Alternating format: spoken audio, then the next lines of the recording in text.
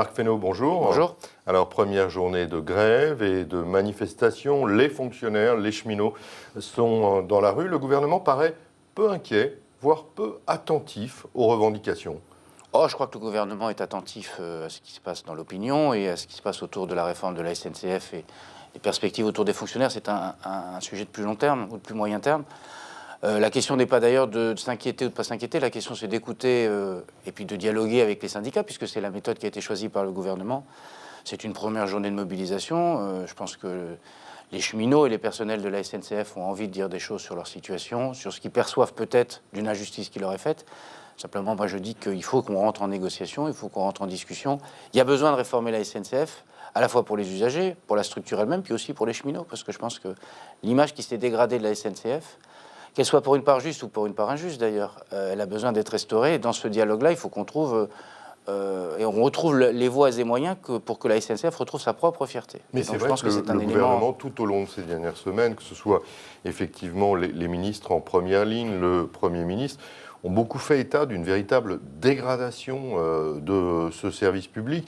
Et donc les cheminots estiment qu'ils sont un petit peu maltraités par le gouvernement. Oui, mais ce n'est pas les cheminots qui sont en cause, c'est la structure, c'est les décisions des précédents gouvernements, c'est la séparation des infrastructures, puis leur réintégration dans la maison SNCF, si je peux dire. C'est des années de difficultés, c'est des années aussi d'incapacité pour la puissance publique, et il faudra qu'on le fasse dans le débat sur la SNCF, à dire qu'est-ce qu'on attend de la SNCF.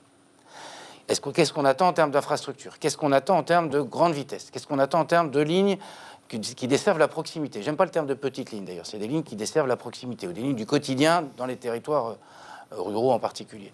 C'est ça qu'il faut dire. À force de ne pas avoir donné de cap à la SNCF en disant il faut faire le TGV, mais en même temps il faut tenir le cap des lignes de proximité. Et en même temps, il faut tenir aussi le cap de l'Île-de-France. Finalement, on n'a rien fait. Mais alors justement, pourquoi passer par les ordonnances? Est-ce que la SNCF, à la fois parce que c'est dans le patrimoine des Français, à la fois parce qu'il y a toutes les interrogations que vous mettez en avant, est-ce que ça ne méritait pas un grand, large et long débat? Mais il y aura un grand, large et long débat, y compris dans les ordonnances. On ne peut pas dire que l'an dernier, sur les ordonnances, sur les lois travail, on n'ait pas eu un grand, large et long débat. Et donc, il y aura un large et long débat, et nous comptons bien à l'Assemblée nationale, dans l'habilitation que nous donnerons au gouvernement, poser les termes de ce que sont les difficultés de la maison SNCF, et ce qu'il faut faire pour la poser vos lignes rouges, par exemple, sur les lignes de proximité? Je pense que ça, c'est dans la question des mobilités, mais je pense qu'on ne peut pas se trouver dans la situation de dire cette ligne ne fonctionne plus, il n'y a pas assez de voyageurs, sans trouver de solution pour eux. Il ne peut pas y avoir de recul du service, parce que le sentiment d'éloignement, il est le sentiment d'éloignement non seulement à un train qui amène quelque part, mais le sentiment d'éloignement à la gare. Et donc tout ce qui serait un recul, alors après qu'il y ait besoin d'aménager pour améliorer la performance de tout cela, ok, mais il ne peut pas y avoir de recul de service de proximité au moment où les gens ont le sentiment que la puissance publique s'éloigne d'eux. Alors le gouvernement est très confiant parce qu'en fait, il voit les sondages qui montrent qu'en majorité, les Français veulent effectivement une autre SNCF, ou disons une SNCF réformée. Mais il y a un autre sondage qui est apparu hier, qui est un sondage ELAB, qui montre que 74% des Français estiment que la politique du gouvernement est injuste. Est-ce qu'il faut en tenir compte? Est-ce qu'il faut qu'il y ait des correctifs de la part du gouvernement en matière sociale? Alors, la perception des Français est une chose importante à regarder. Je pense qu'il faut qu'on explique plus que ce qui, dans la politique que nous menons, a une consonance ou un caractère social ou un caractère de justice sociale.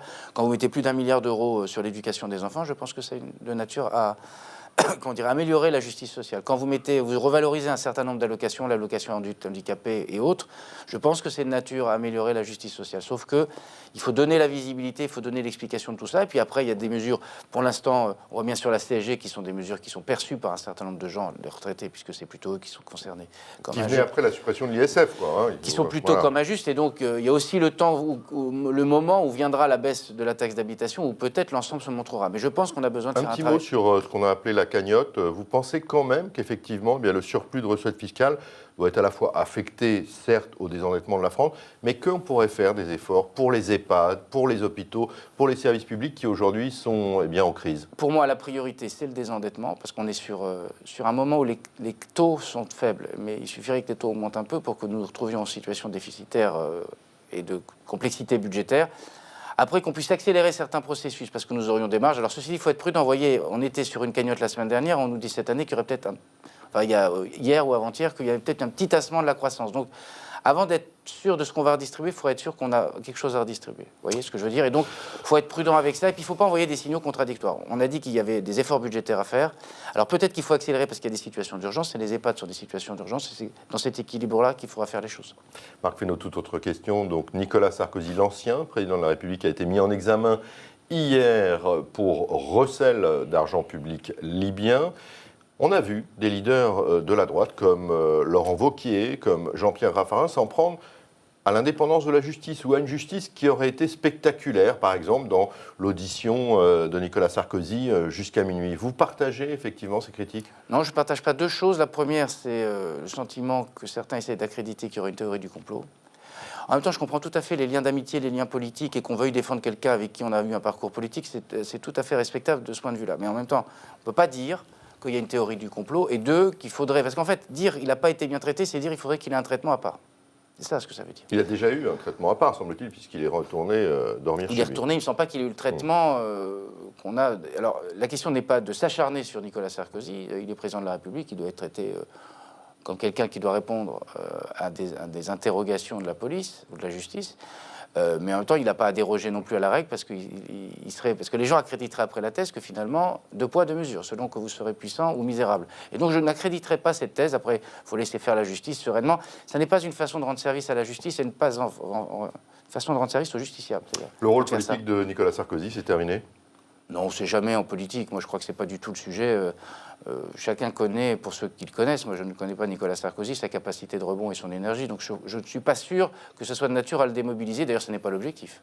Et donc voilà, c'est comme ça. Alors pendant 48 heures, il y a une espèce de bataille politique à l'Assemblée nationale. C'était sur le quotient familial. La volonté d'un élu de la République En Marche, à travers un rapport qui ne verra pas finalement le jour, eh bien, de réformer profondément le quotient familial. Hier, on a vu le MoDem poser une question au gouvernement, se ranger finalement du côté des élus républicains. Pour vous, il ne faut pas toucher au quotient familial. Et surtout, est-ce que vous avez été rassuré par la position du gouvernement? Oui, je pense que la position du gouvernement est claire. On l'avait exprimé au moment du projet de loi de financement de la sécurité sociale, puisqu'il y avait eu des expressions sur la politique familiale et la ministre nous avait dit on va réfléchir à faire évoluer la politique familiale. Et dès cette époque-là, nous avions indiqué que le quotient familial était pour nous, et entre autres, et la politique familiale et l'universalité des allocations familiales étaient des éléments intangibles de cette politique familiale. Donc on est rassuré par ça. En même temps, il faut qu'on mène un débat sur la politique familiale.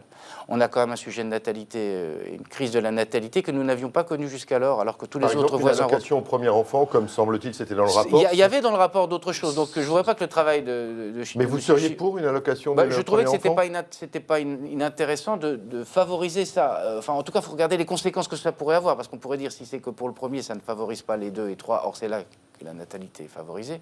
En tout cas, il y avait des choses qui pouvaient être intéressantes, en disant l'allocation est versée avant la naissance plutôt qu'après, etc.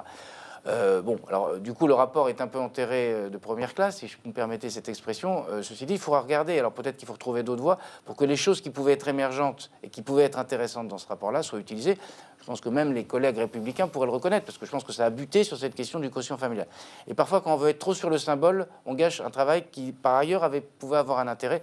Moi, je pense qu'il faut qu'on se remette au travail, et on l'a dit hier dans la question qui a été posée par notre collègue Elimas, c'est de dire il y a besoin de faire évoluer la politique familiale, mettons-nous autour de la table et essayons d'y travailler, mais sans toucher au totem, parce que c'est un peu des totems, le quotient familial, l'universalité. Il y a peut-être d'autres choses à faire pour améliorer la politique sans toucher à des choses qui sont la symbolique et l'histoire de la France depuis plusieurs décennies. Une dernière question, mais qui vous tient à cœur. Hier, François Bayrou, le président du MoDem, a rencontré le président de la République. On le sait, ça faisait partie de l'accord de ralliement de François Bayrou pendant la campagne présidentielle, l'un des 2 points quand même, hein, la proportionnelle. Il semble qu'on se dirige plutôt vers un compromis d'une proportionnelle à 10-15%.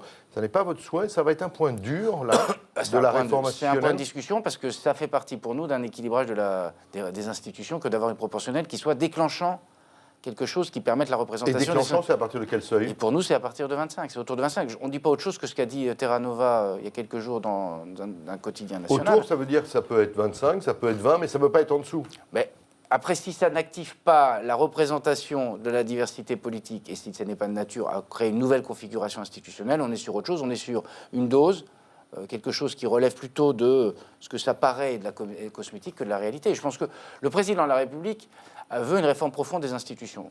La proportionnelle n'est pas le seul élément, hein. la réforme de la procédure budgétaire et de la procédure législative tout court, les conditions d'exercice de nos mandats sur les territoires, le non-cumul pendant 3 ans, de plus de 3 mandats, tout ça, ça a un intérêt. Mais la proportionnelle, c'est un élément important aussi. Merci beaucoup. Merci Marc à vous. Fesneau.